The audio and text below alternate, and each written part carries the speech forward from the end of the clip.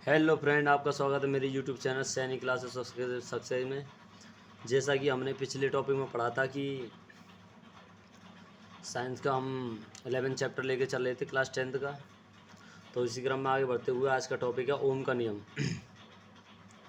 यानी आज हम आपको बताएंगे कि ओम का नियम किस साइंटिस्ट ने दिया था और ओम का नियम क्या दर्शाता है और ओम के नियम से जो फॉर्मूला निकल के आता है वो क्या होता है। तो आइए बढ़ते हैं और देखते हैं। देखिए, कह रहा है ओम का नियम सन 1887 में 1827 में जर्मन भौतिकी वैज्ञानिक, जर्मन के वैज्ञानिक थे जॉर्ज साइमन ओम।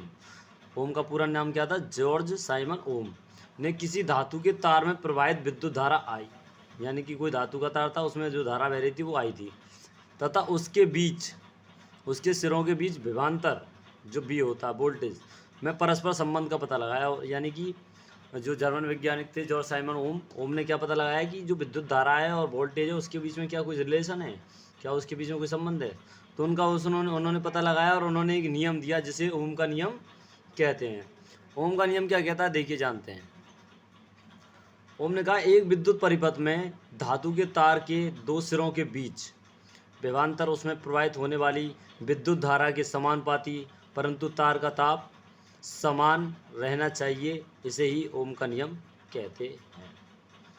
यानी कहने मतलब ये एक विद्युत परिपथ यानी कोई इलेक्ट्रिक सर्किट है, उसमें धातु का तार है, उसके दोनों सिरों के बीच में जो विभवांतर है, जो वोल्टेज है बी है, वो क्या है, उसमें बहने वाली विद्युत धारा के समानुपाती होता है। लेकिन यह समानुपाती तभी होगा जब तार का ताप समान रहे, यानी कि टेम्परेचर ऑफ वायर्स कांस्टेंट,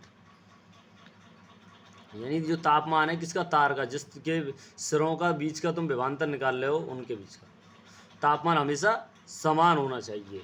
ये कंडीशन है, तब इसे हम क्या कहेंगे, इसे ही हम ओम का नियम कहते हैं। इससे जो एक फार्मूला जनरेट होता है, जैसे कि उन्होंने कहा था कि दो तारों के मध्य लगने वाला जो विभवांतर है उसमें बहने वाली धारा के समानुपाती होता है। तो ये समानुपाती का चिन्ह है, प्रोपोर्शनल जिसे बोलते हैं। तो होता क्या है कि जब प्रोपोर्शनल को हटाया जाता है तो इक्वस टू में लाने के लिए क्या किया जाता है, कांस्टेंट लगाया जाता है। ये आई जो है ऊपर डिवाइड में मल्टीप्लाई में है, तो ये कहाँ डिवाइड में आ जाएगा, ये बी अपॉन आई हो जाएगा। बी अपॉन आई बराबर कांस्टेंट, यानी कि प्रोपोर्शनल को यानी समानुपाती को हटाने के लिए कांस्टेंट का यूज किया जाता है। अब तो बी अपॉन आई बराबर, यहाँ कांस्टेंट की वैल्यू आर रहेगी, जो कि आर जो क्या है, रेजिस्टेंस है, यानी कि प्रतिरोध है। अब B equal to I multiply में चला जाएगा, बी बराबर हो गया आई आर, यानी voltage equal to current into resistance, यानी विभवांतर बराबर धारा इंटू प्रतिरोध। अब देखिए एक ओम की अगर परिभाषा दें हम, एक ओम क्या होगा, ओम क्या है, प्रतिरोध का मात्रक होता है। तो बी अपॉन आई हो गया, बी का मान 1 वोल्ट रख दीजिए और आई का मान 1 एम्पियर रख दीजिए, यानी एक ओम का मान क्या हो जाएगा, 1 वोल्ट पर 1 एम्पियर। अब इसके ऊपर एक न्यूमेरिकल करते हैं छोटा सा। देखो कह रहा है यदि बी बराबर 10 वोल्ट हो, यानी कोई तार है उसके सिरों पे जो है, दोनों सिरों के बीच में 10 वोल्ट का विभवांतर बह रहा है और धारा जो है 2 एम्पियर की बह रही है, आई है।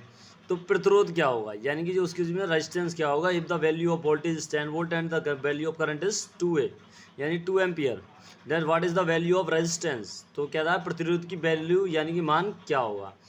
क्योंकि देखिए हमने फॉर्मूला पढ़ा था R bar B upon I, तो R bar B upon I लगाया हमने। बी की वैल्यू हमें दे रखी थी वोल्टेज की 10 वोल्ट दे रखी है, वाई की वैल्यू दे रखी है 2 एम्पियर। 2 से डिवाइड किया 10 को, 2 5 या 10 या 2 5 10, 5 वोल्ट पर एम्पियर, या फिर कह सकते हैं ओम, यानी ओम होता है प्रतिरोध का मात्रक। आई थिंक आपको समझ में आ गया वो टॉपिक कि ओम का नियम क्या होता है। और इसी क्रम में आगे हमारी वीडियो देखने के लिए चैनल को सब्सक्राइब करें, लाइक करें और शेयर करें। मिलते हैं नेक्स्ट वीडियो में, धन्यवाद।